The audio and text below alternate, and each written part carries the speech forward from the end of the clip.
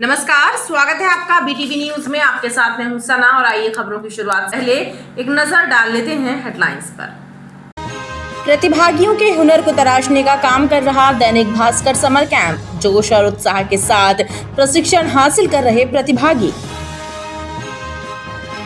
जबलपुर में 41 परीक्षा केंद्रों में आयोजित हुई एमपीपीएससी की परीक्षा, कुल 18,267 परीक्षार्थी रहे शामिल।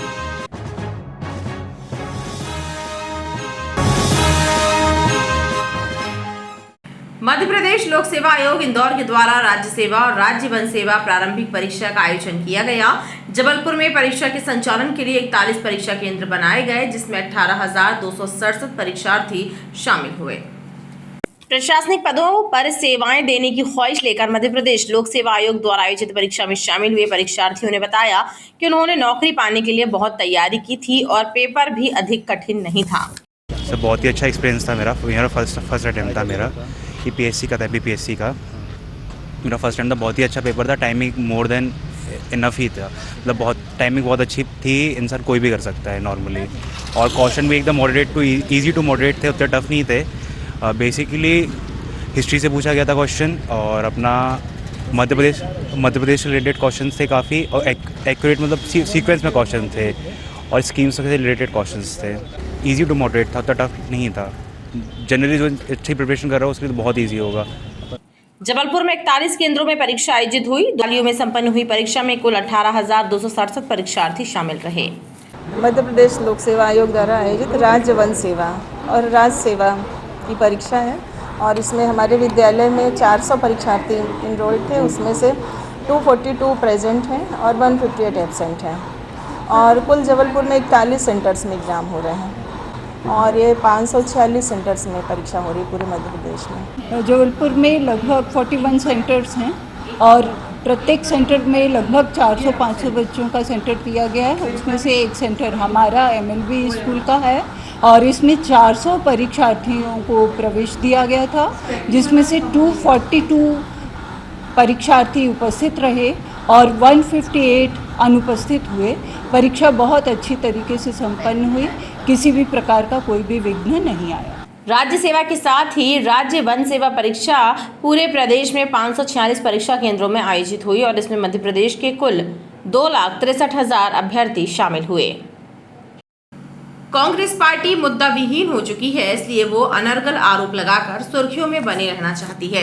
ये कहना है भाजपा के प्रदेश मंत्री आशीष दुबे का। मीडिया से चर्चा करते हुए उन्होंने बताया कि विधानसभा नेता प्रतिपक्ष के द्वारा भाजपा प्रदेश अध्यक्ष वीडी शर्मा पर लगाए गए आरोप तथ्यहीन हैं। जबलपुर प्रवास के दौरान मध्य प्रदेश विधानसभा के नेता प्रतिपक्ष गोविंद सिंह के द्वारा भाजपा प्रदेश अध्यक्ष वीडी शर्मा पर आरोप लगाया गया कि उन्होंने अपने रसूख का इस्तेमाल करके अपनी पत्नी और ससुर को पद का लाभ दिलाया।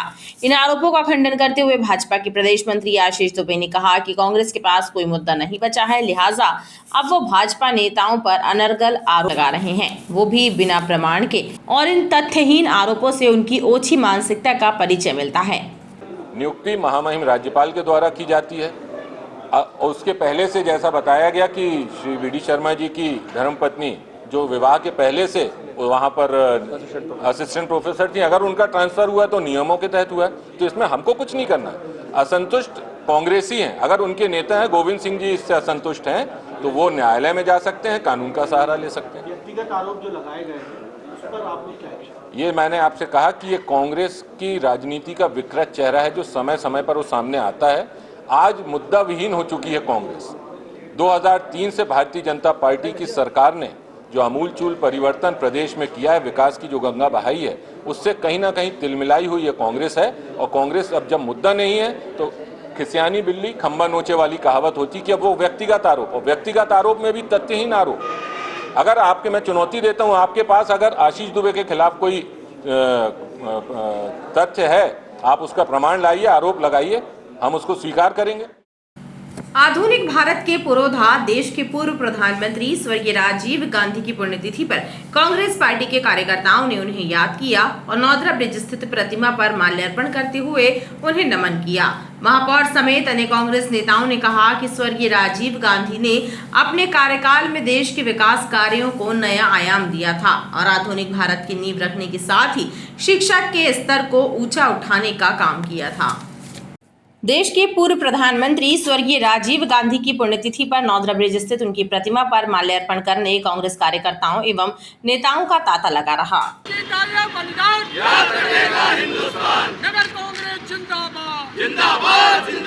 महापौर जगत बहादुर सिंह अन्नू ने बताया कि राजीव गांधी जी देश के सबसे युवा प्रधानमंत्री थे और आधुनिक भारत के पुरोधा रहे। उन्होंने न केवल आधुनिक भारत की नींव रखी बल्कि देश के युवाओं को भी नई दिशा प्रदान की थी। वे शिक्षा के हिमायती थे और उन्होंने अपने कार्यकाल में युवाओं को कंप्यूटर से भी जोड़ने का काम किया।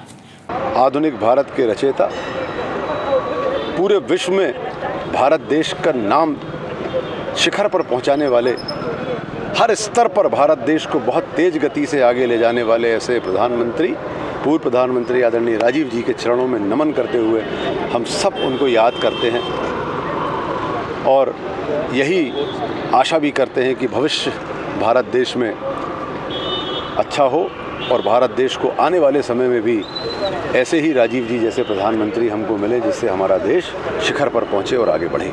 आज हम सभी लोगों ने यहाँ पर संकल्प लिया है और जो 2023 हमारा मध्य प्रदेश का मिशन है और इस संकल्प के साथ उनको पुण्यतिथि में हमने श्रद्धांजलि अर्पित के साथ करते हुए और ये संकल्प लिया कि 2023 हम विजयी श्री दिलाएं और देश में कांग्रेस की सरकार बने। इन्हीं कामनाओं के साथ अपनी श्रद्धांजलि अर्पित की और उन्हें याद किया। नौदरा ब्रिज में राजीव जी की प्रतिमा पर हम लोगों ने उनके श्री चरणों में अपने श्रद्धा सुमन अर्पित करे उनके पुण्यतिथि के अवसर पर। साथ ही राजीव गांधी जी का जो सपना था कि सत्ता आम आदमी तक पहुंचे, आम आदमी अपने अधिकार जाने और उन अधिकारियों को उनको जानकारी हो, ना कि सत्ता का केंद्रीकरण हो। तो राजीव गांधी जी ने जो महात्मा गांधी का मूल सपना था सत्ता के विकेंद्रीकरण का, अधिकारों का, उसके लिए बहुत अपने कार्यकाल में, प्रधानमंत्री के कार्यकाल में सबसे महत्वपूर्ण कदम उठाया और उनने पंचायती राज कानून बनवाया। इस मौके पर बड़ी संख्या में कांग्रेस जन मौजूद रहे। हर आयु वर्ग के प्रतिभागियों के हुनर को तराशने का काम दैनिक भास्कर समर कैंप में किया जा रहा है। डांस, एजुकेशन, आर्ट समेत अन्य एक्टिविटी सीख रहे प्रशिक्षणार्थियों को कुशल प्रशिक्षकों का मार्गदर्शन मिल रहा है। लिहाजा प्रतिभागी पूरी लगन से अपनी अपनी विधाओं को सीखने में जुटे हुए हैं। दैनिक भास्कर समर कैंप में चल रही क्ले आर्ट की क्लास में प्रतिभागियों को फ्लावर पॉट बनाना सिखाया गया।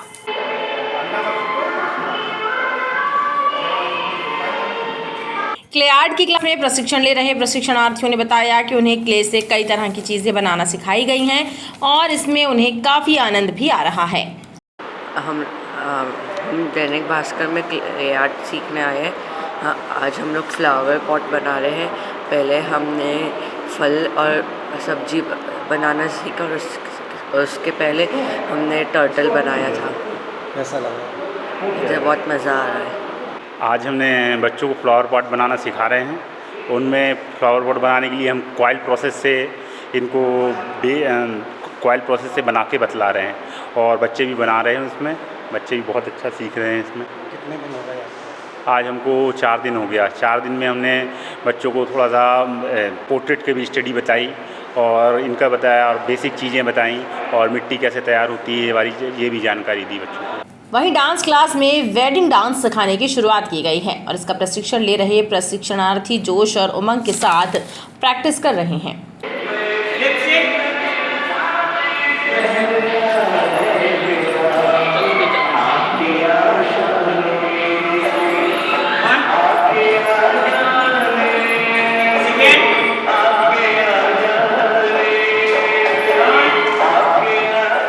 काफ़ी कुछ सीखा, काफ़ी कुछ सीखने को मिल रहा है। जो मूवमेंट नहीं आते थे वो काफ़ी कुछ आने लगे हैं। काफ़ी जैसे कोई फंक्शन वगैरह होता है तो डांस करने के लिए बहुत इजीली हो गया है। कोई मूवमेंट ला के डांस कर सकते हैं। काफ़ी अच्छा है डांस करने के लिए। काफ़ी कुछ सीखा सर से। एरोबिक के माध्यम से भी सिखाए सर ने डांस के स्टेप। काफ़ी कुछ मूवमेंट में भूल जाते तो अचानक से कोई भी कर सकते अपन, इतना कुछ सिखा दिया है सर ने। जो जीरो मूवमेंट से शुरू किया था हमने कि एक्सरसाइज से शुरू किया, फिर काउंटिंग पे शुरू किया, उस काउंटिंग को मोल्ड करके टुकड़ों में हमने म्यूज़िक पे डाला, म्यूज़िक के बाद अब जाके वर्डिंग पे डाला था। तो उन्होंने अच्छा एक पिकअप लिया है और सेटिस्फाई भी हैं। बट यही कहना है उनका इस चीज़ की यार ये 10 दिन 12 दिन जो भी हैं वो कम है, थोड़ा सा ज़्यादा क्लासेस लगनी चाहिए। आई होप कि अपन नेक्स्ट सेशन में इसको आगे बढ़ाएंगे। बहुत अच्छे से सीख रहे हैं, 1 गाना 2 गाना 3 गाना 4 गाना हर एक के स्टेप्स अलग अलग करके मोल्ड किए हैं। अब वो किसी भी गाने में कोई भी चीज़ किसी भी टाइप से आप डांस करने के लिए तैयार हैं। अबेकस क्लास में भी बच्चों को जोड़ घटाना गुणा भाग की टेक्निक सिखाई गई।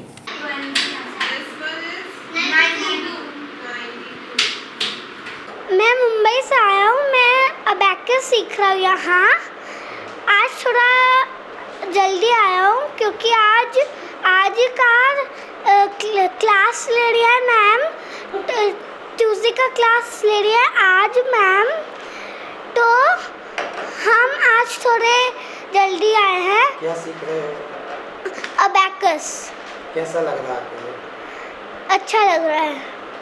सर अभी आज सर ने अबेकस में उनको विजुअल कराना सिखाया एंड स्केलेटन पे प्रैक्टिस कराई बच्चों, काउंटिंग करना, बीट्स पहचानना और सबट्रैक्शन और एडिशन सीखा। दैनिक भास्कर समर कैंप में शामिल प्रतिभागियों का कहना है कि भास्कर समर कैंप में उनकी कला को तराश कर निखारने का काम किया जा रहा है। इसके लिए उन्होंने दैनिक भास्कर का आभार व्यक्त किया।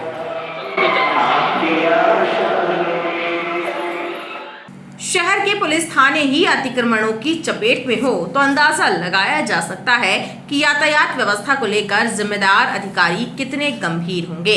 गढ़ा थाना और लाडगंज थाने के सामने काबिज बेजा कब्जे चर्चा का विषय बने हुए हैं।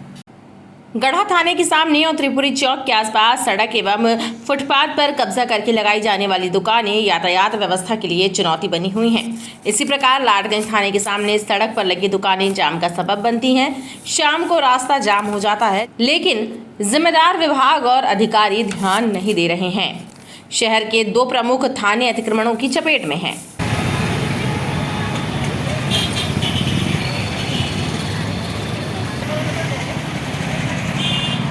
देखिए, त्रिपुरी चौक एक बहुत व्यवस्थित इलाका है। वहाँ से मेडिकल लोग जाते हैं, वहाँ से पूरा नागपुर हाईवे, सिवनी और सैकड़ों कॉलोनियाँ वहाँ से लगी हुई हैं। वीआईपी आना जाना होता है और मेरे को लगता है नगर निगम तो कोई कार्रवाई नहीं कर पा रहा है, लेकिन गढ़ा थाना पूरा अतिक्रमण की चौपट में है। कम से घेरा हुआ है थाना पूरा अतिक्रमण की चौपट पे। हम अनेकों बार प्रशासन से बोल चुके हैं कि कई थाने जबलपुर के घिरे हुए, जैसे कि अभी आप देख लीजिए लाडगंज थाना जाके देख लीजिए। मैंने सिद्धार्थ सर से भी बोला था और कलेक्टर साहब से भी बोला था पहले कि लाडगंज थाना पूरा घिरा हुआ है। लाडगंज थाना दिखते ही नहीं अतिक्रमण से। बहरहाल जब थानों के सामने से अतिक्रमण नहीं हट पा रहे हैं तो अंदाजा लगाया जा सकता है कि शहर के अन्य मार्गों का क्या हाल होगा। जिला प्रशासन और नगर निगम जब तक अतिक्रमणों को लेकर कोई ठोस योजना नहीं बनाती, तब तक शहर की यातायात व्यवस्था दुरुस्त होना मुश्किल है। आपदा प्रबंधन के तहत होमगार्ड के जवानों को गौरीघाट में तैराकी का प्रशिक्षण प्रदान किया जा रहा है। प्रशिक्षण के दौरान कुशल प्रशिक्षकों ने तैराकी के उन्नत तरीके जवानों को सिखाए।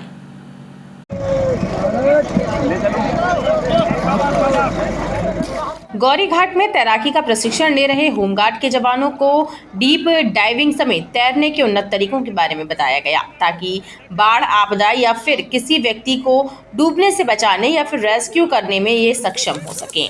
आपदा प्रबंधन के गुर सीख रहे जवानों ने बताया कि नई टेक्निक की जानकारी होगी तभी वो बेहतर कार्य कर सकेंगे। यहाँ पे हम लोगों को स्विमिंग के बारे में बताया जा रहा है कि स्विमिंग किस तरीके से की जाए, उस स्विमिंग के जैसे स्विमिंग सीखने के पश्चात किस तरीके से दूसरे विक्टिम को बचाया जाए, ये हम लोगों को बताया जा रहा है। तैरने के तरीके, ये सब डीप डाइविंग के बारे में सब सिखाया जा रहा है कि जैसे कोई बॉडी वगैरह निकालना हो तो किस तरीके से डीप डाइव करके बॉडी को निकाला जाए।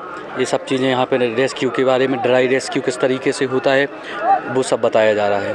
अभी तक में बोट हैंडलिंग, बोट के बारे में जानकारी दी गई, ओबीएम के बारे में जानकारी दी गई, स्विमिंग, सर्वाइकल, इन सब में डीप ड्राइव इत्यादि चीज़ों का।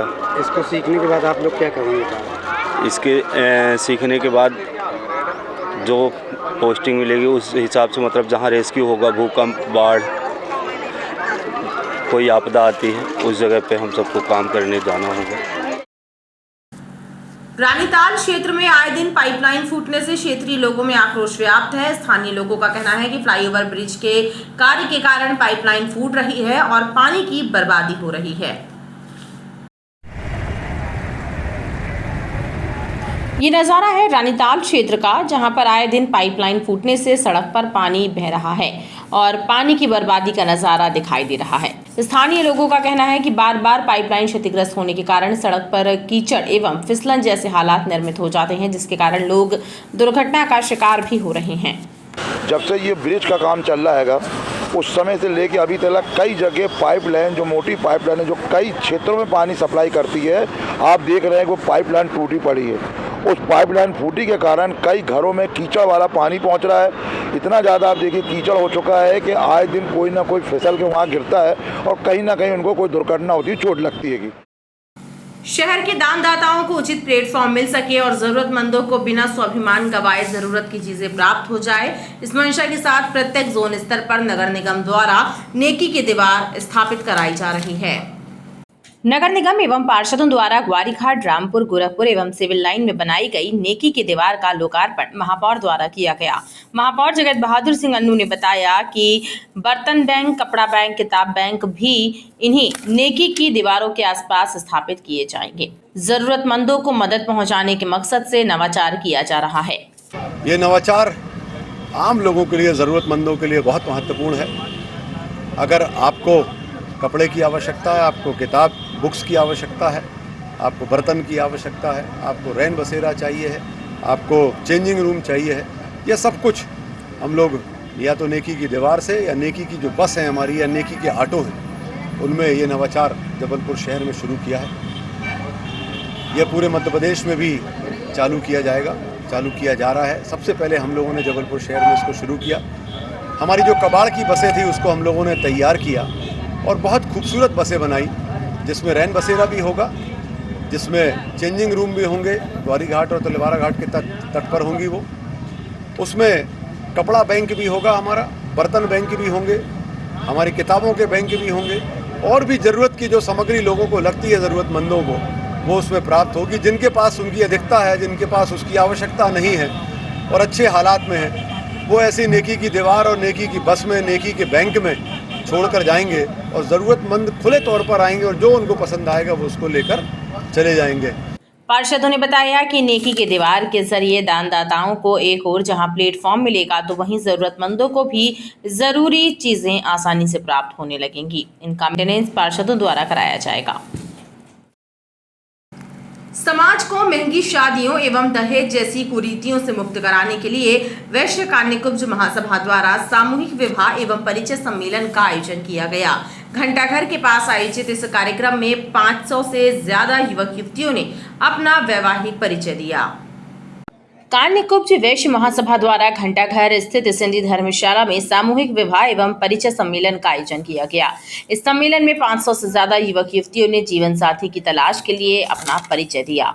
श्री कन्याकुब्ज वैश्य सभा के तत्वाधान में आज 14वां आदर्श सामूहिक विवाह सम्मेलन आयोजित किया जा रहा है, जिसमें संपूर्ण भारत से और सभी जिलों से अधिक संख्या में लोग पधारे हैं और हमारे यहाँ पे लगभग 15 शादियों का जो फार्म है वो भर दिया गया है और लगभग हमारे यहाँ पे 500 से ज़्यादा लोगों ने अपना परिचय दिया है और आज दूसरा दिन है सम्मेलन का।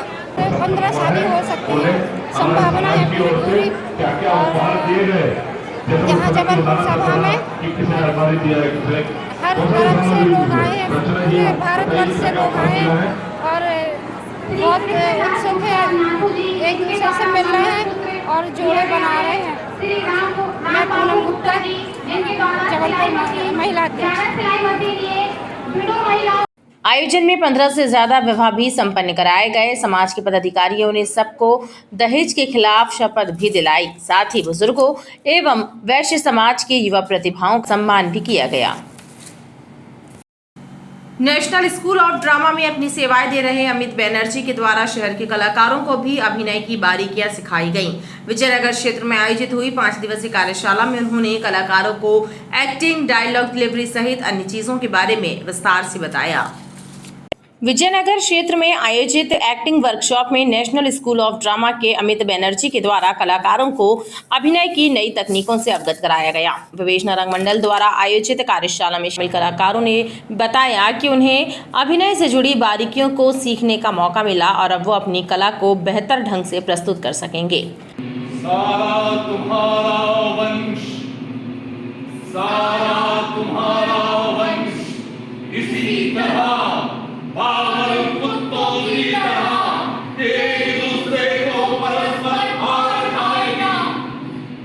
विवेचना रंगमंडल की 5 दिन की स्पीच एंड वॉइस पे एक वर्कशॉप चल रही है। नेशनल ड्रामा स्कूल के फैकल्टी हैं, बहुत ही प्रसिद्ध जाने माने अभिनेता अमित बनर्जी साहब कलकत्ता से आए हैं, जो देश विदेश में घूम घूम के वॉइस एंड स्पीच पे और एक्टिंग पे प्रशिक्षण दिया करते हैं। ये हमारी संस्कारधानी का जबलपुर का सौभाग्य है कि विवेचना रंगमंडल के आग्रह पे वे यहाँ जबलपुर आए और 5 दिन की उन्होंने इंटेंस वर्कशॉप यहाँ पर ली है, जिसका आज 3रा दिन यहाँ पर चल रहा है।